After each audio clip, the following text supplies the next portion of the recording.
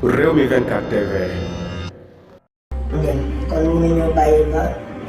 2024 ay doxal ngeen ñëw di ñu jàngal lan mooy war mooy Touba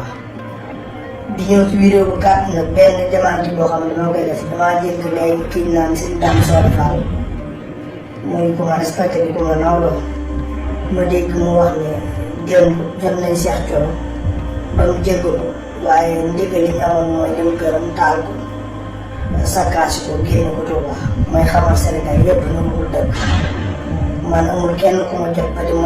ma lay jéggalu ndax jàpp naa ne amul kenn ku ma tooñ bay jéggalu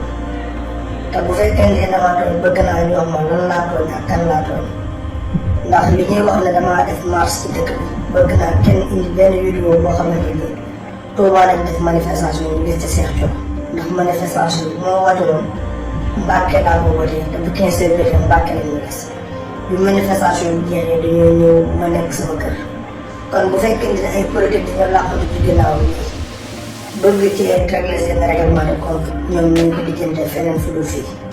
may xamal Sénégal yi yëpp ne mbir mi leer na ndax Dame Soda Fall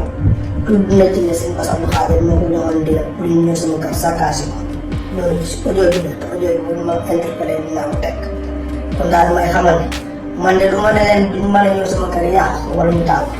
waaye bu ñu ñëwee lépp lu leen ci fekk nañ assumer seen responsabilité te xam ne légitime défense ci réew mi lañ ko fekk te man nag du ma xaar kenn di ma sàkkal pexe wala ngay jël sama bakkan ci sara ndax sama bakkan tam doo ko jaamu yàlla du ma xaar ba heure bi ay mandat yi di ma faal bakkan. Asalaamaaleykum.